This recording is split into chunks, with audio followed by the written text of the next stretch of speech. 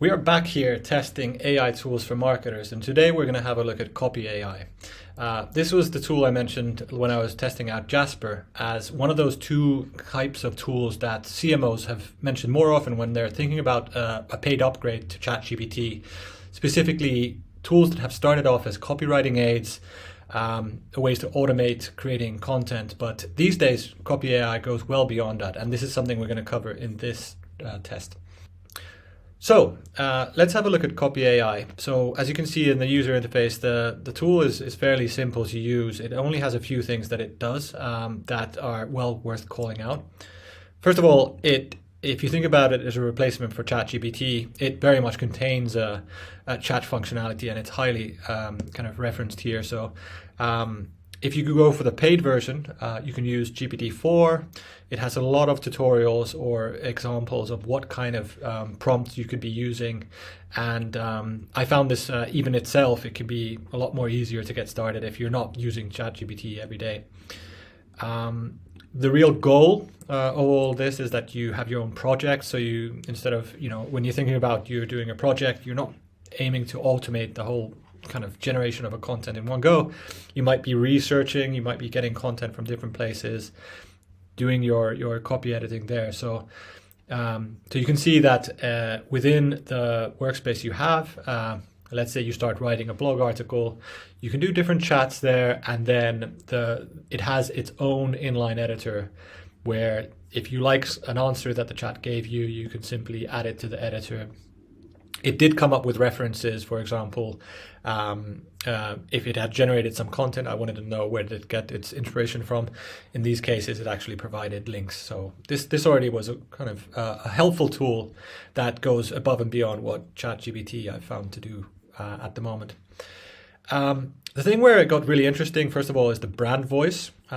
We saw this in Jasper as well, where for marketing teams who want to be a bit more consistent in the way that they write, Copy.ai offers brand voice.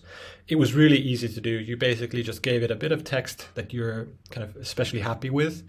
It could be one of your past blog articles, and it will tell you, okay, here's a suggested brand voice that you can then edit. I found the suggested brand voice very flattering. It sounded really good, but when I was actually using it, creating new generated text, it didn't sound anything like what I had in the brand voice. Quite often I found that the content that was produced by Copy.ai was very salesy, very kind of flowery. It didn't sound like it was very authentic and human. I did see in times kind of clear elements of ChatGPT in there. However, I think you can look beyond that. So I did try different brand voices, and I think that's something that with enough configuration can be a useful tool in the future. Other elements that is probably most interesting of all in Copy.ai is that the first time I tested it, I remember it being a copywriting tool. But if we look at it now, it's actually promising. Their website says that they are the AI tool or AI platform for go-to-market teams. So they're very much looking at expanding into the needs of sales, business operations, and so forth. And from that perspective, there was actually a lot of workflows here that I found useful. Earlier, I talked about how you can create your own workflows connecting ChatGPT to Zapier. Well, hey, some of these kind of workflows I can completely imagine happening within a tool like Copy.ai, where it's built by people who know the needs and the time-consuming elements of go-to-market teams. So producing press releases or Google Ads, all kinds of these things, it worked really well. I've seen similar elements in a tool called Superlines, a Finnish tool. So I think there's going to be more and more of these opportunities where people look just beyond the text generation elements. I think that I'm going to keep my subscription running. So it definitely, for me, it didn't replace ChatGPT, but there's enough interesting elements here that I want to try it out for the next month.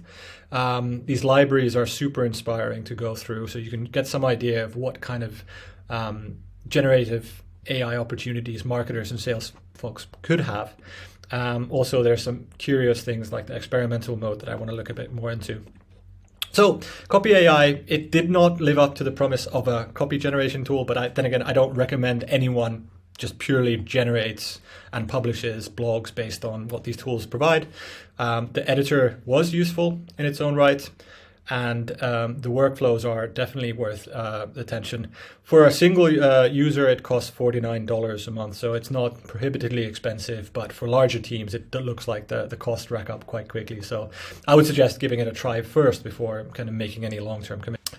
So that was my test of Copy.ai. Again, I'm going to be testing different tools every Friday, so if there's anything you want me to be testing, let me know, and I'm happy to continue looking at different tools that can make the lives of marketers and growth startup teams easier. See you.